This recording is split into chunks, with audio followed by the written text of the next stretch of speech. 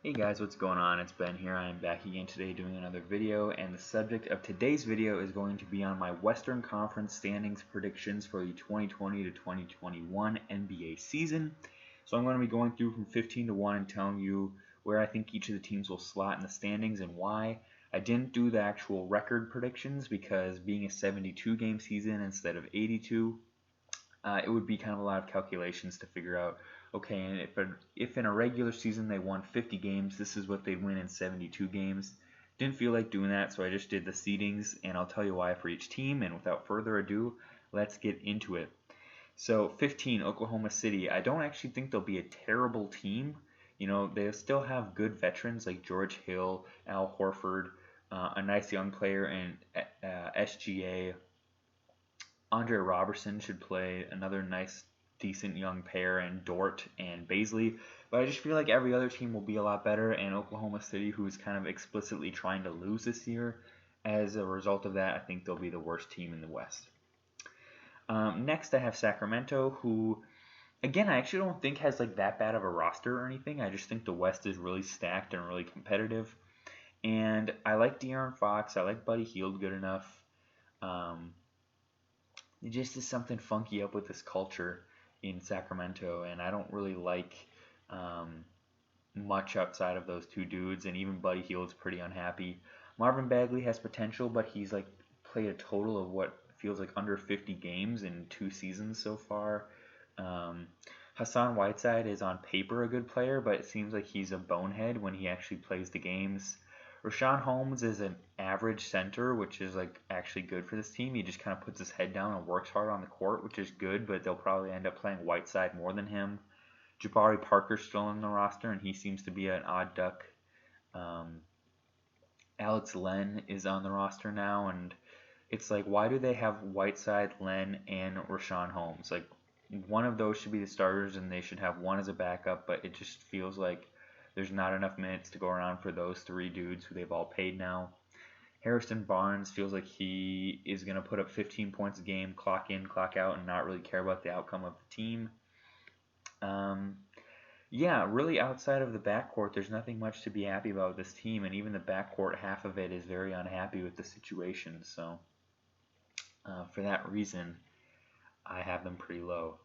Next, San Antonio, which is probably really low for what people think for them, but honestly, this is the most boring roster in the entire NBA.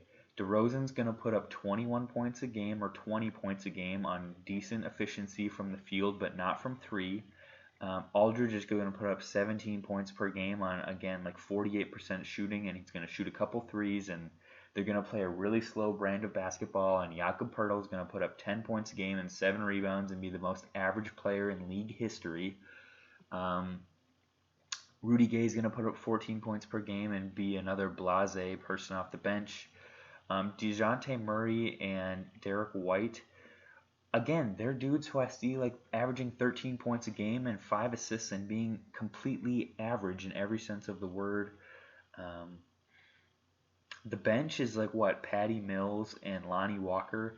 And here's a quote that I heard the other day that was really keen about the Spurs, is that people said people are looking at Lonnie Walker as like the future star of this team, and that's a dude who averaged like 4 points a game last year. And I mean, I don't think that I just don't see it. Like, yes, CJ McCollum, even in the seasons where he didn't get to play much, he averaged like 5 points a game, and then he exploded and is averaging 20 now. But even still, he's not like an all-star caliber dude. He's like just a good above average starter.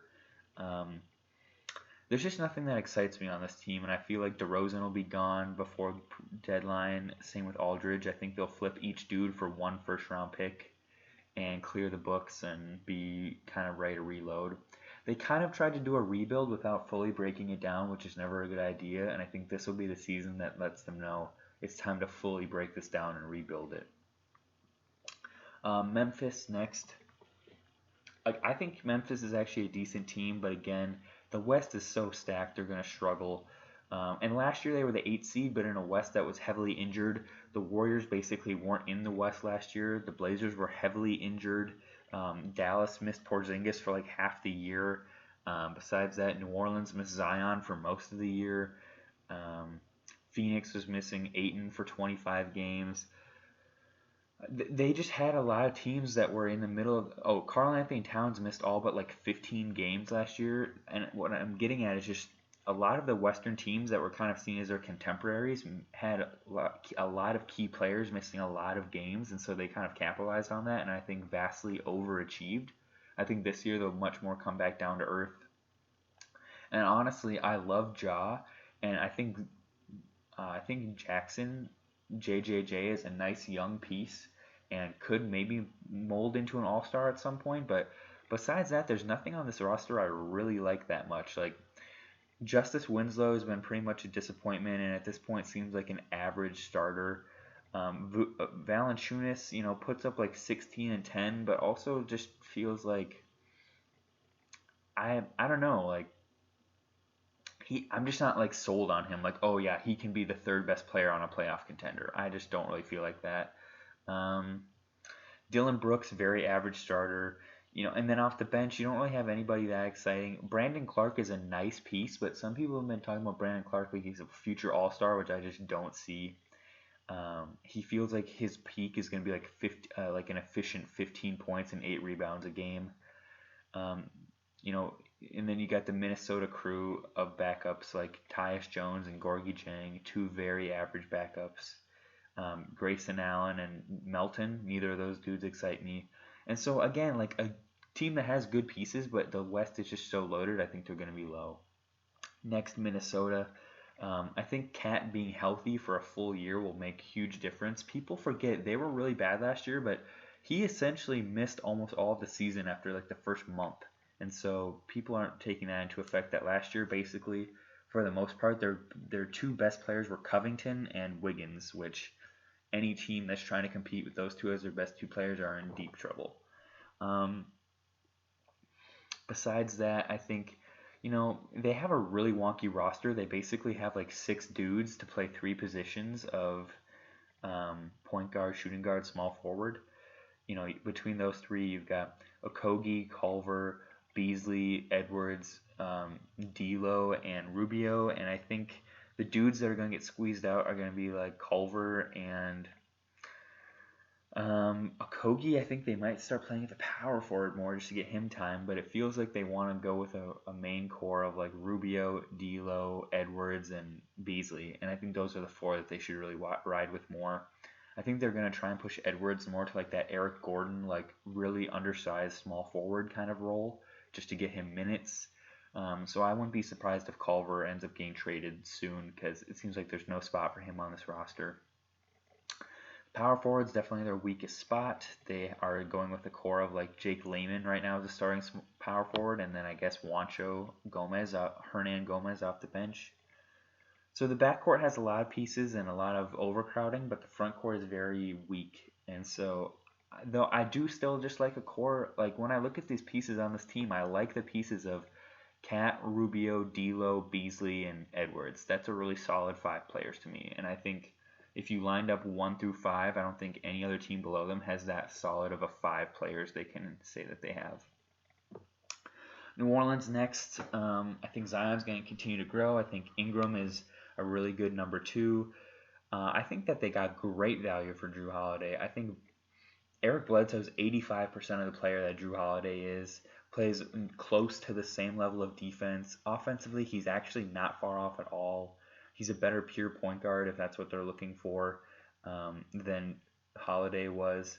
Honestly, those two are very close in value to me, and I don't get why Milwaukee. I mean, I guess it's because Bledsoe's a bad playoff performer, but still, like, he's most of all of what Holiday is, and like, I just don't get that. They also traded like the 5 first-round picks, but whatever. I like the addition of Steven Adams. A lot of people don't because he won't space the floor for Zion. But what does this team need more? Spacing on offense or a good defensive stalwart? This team's going to be a lot better defensively than they were last year. At times, you can have a court out there of Adams, Bledsoe, Lonzo, and even, Brandon Ingram will be bad on defense. So will Zion. So will Redick. So will Josh Hart. But even still, Bledsoe and Steven Adams, they haven't had players like that who can play that good of defense in a long while. So I think that they'll be pretty solid. Phoenix at 9. A lot of people have them a lot higher, like as a 6 seed or something, but when I look at this team, I really like the trio of Ayton, Booker, Chris Paul, and I think the addition of Jay Crowder is really solid. What else on this roster is there really to like? Cam Johnson played like 6 good games in the bubble, and even those quote unquote good games, he was putting up like 10 to 15 points. Is that what we're sold on? That's like a dude who's ready to play 33 minutes and be a starter on a playoff team? I don't buy it 1 cent. Cam Johnson, I trust him as far as I can throw him. I just don't get the hype on this dude. He seems like his career peak is going to be averaging like 12 points a game on like an average team, being a very average player. Um, Damian Jones will be a good backup center to Ayton.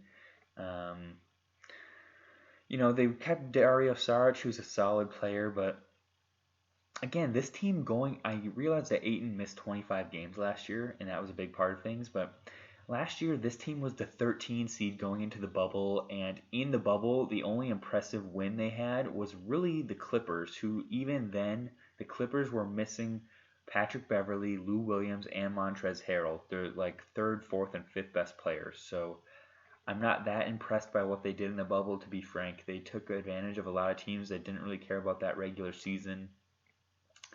And, Devin Booker played great, but what did they really like? To me, they proved like okay that they can compete, but they still were having to dig themselves out of being a 13 seed to get that high, and it just what about that should convince me? Like if the season would have just ended last year when it did, they would have been the 13 seed, so it's not impressive at all. I do love the Chris Paul edition though. Houston at 8. This is still a really good roster. Even if they keep James Harden or if they trade him for even something like Dinwiddie, LeVert, and Allen, if they trade him for that, that'd still be a deep team. And even if they keep James Harden, John Wall and Cousins look healthy. They don't look like their peak selves. Like they're not. John Wall's not at that 2016 self of averaging 23 and 11, and DeMarcus Cousins isn't ready to average like 28 and 15 again. But Cousins is gonna put up, I think, a relatively efficient like 16 or 17 points and 10 rebounds. Wall's gonna put up, I think, like 17 points and 8 assists and be decent and be like above average starter, probably not all star, but still good. Then they've still got the supporting pieces like House, Tucker, Gordon. They're still gonna be deep. And if Harden does play and plays well, this is still a playoff team to me, and they actually could be higher than this. I didn't really know where to put them. I just put them in the middle because I feel like things could go really well or really bad, but I do still think there's enough talent to be a playoff team. And I like Christian Wood, the addition of him as like a fourth or fifth option on this team. Like if the pecking order is like Harden, Wall, Cousins, Gordon, or swap out maybe Wood above Gordon, I think that's a solid place for him to be on this team. Just ask him to average 14 and 10, and he's in a perfect role. Okay, now moving along. Utah, same old team as always, but they are a little bit lower for me here because there are better teams in the West this year, and I think a lot of teams improved and they've stayed the same. So to me, I have them a little lower. Golden State's a hard one to place like Houston. You don't really know what this team's going to be. I think Steph's going to be completely healthy, put up something like 25 and 8. Wiggins will be his usual self, averaging 18, 4 and 4 inefficiently. Oubre is going to average 18, 6 and 4 and be better on efficiency than Wiggins and better defensively. Pascal is probably going to average 10 and 5 and be a okay bench player. Draymond's going to average 10 and 8 and 8 and be all right. Wiseman's going to actually average 16 and 10 in my opinion and be pretty good on paper. Again, though, terrible bench depth, and so like it's good starting lineup and good sixth man in Pascal, but nothing besides that. Dallas, Luka's going to play great this year, and if Porzingis can be relatively healthy for most of the year, they'll be higher than this, I think. But given that he's going to miss the beginning of the season and all that, I just have them a little bit lower here. But I think they're a really good team, and this seems like about the right spot for them. Maybe one tick higher. Portland, a team that's really familiar with each other. You've had this core of now McCollum and Lillard and Nurkic around each other for a good while now, like 4 years of those three playing together. And you've got Covington, who's a nice addition, who basically fits well on any team, so he'll fit well there. And Gary Trent's developing a lot, it seems like, and Carmelo's going to continue to play well, I think, and Cantor's a good pickup as a backup center, returning to Portland. Yeah, it just seems like the deepest team they've had in the time since Aldridge left. So from that perspective, I have them vaulting up to the 4 seed. And yeah, I just like the team quite a bit. They brought back Rodney Hood, who's going to be healthy this year. So overall, it just should be quite a bit of a better team.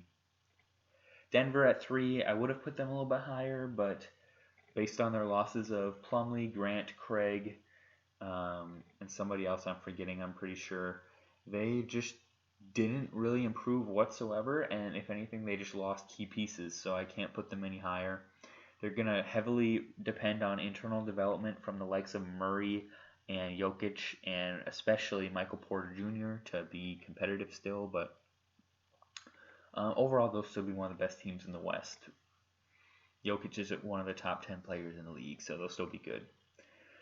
The Clippers, I think, will be higher because they did actually get a little bit better in the offseason, basically trading Harrell and Shamet for Kennard and Ibaka, who to me are better fits. Ibaka is like the same value as Harrell to me, better defensively, better spacer. They actually can like match up well against teams like Denver and Los Angeles better than last year, with Ibaka being able to guard the likes of Jokic or Davis. And Kennard is a much better player than Shamet. He's basically a better shooter, which is the only thing that Shamet was good at. And he's also a pretty good ball handler and like distributor. Like he can't run point guard for you, but he can be a pretty good like secondary ball handler on any given offense. I think he averaged like 5 assists last year when he was barely running the team. So yeah, I have them at 2, and then at 1, the Lakers were already the 1 seed last year and got better by basically swapping out Dwight for they basically swapped out Dwight and McGee for Gasol and Harrell, who are both upgrades. They swapped out Rondo for Dennis Schroeder, who's worse defensively but leaps and bounds better offensively, and they brought back KCP, which was a good bring back. So yeah, I have them as the 1 seed, and that's all I got for today for this edition. But tune in next time and we'll go through the playoff predictions with both the East and the West. Thanks guys, and have a good day. Bye.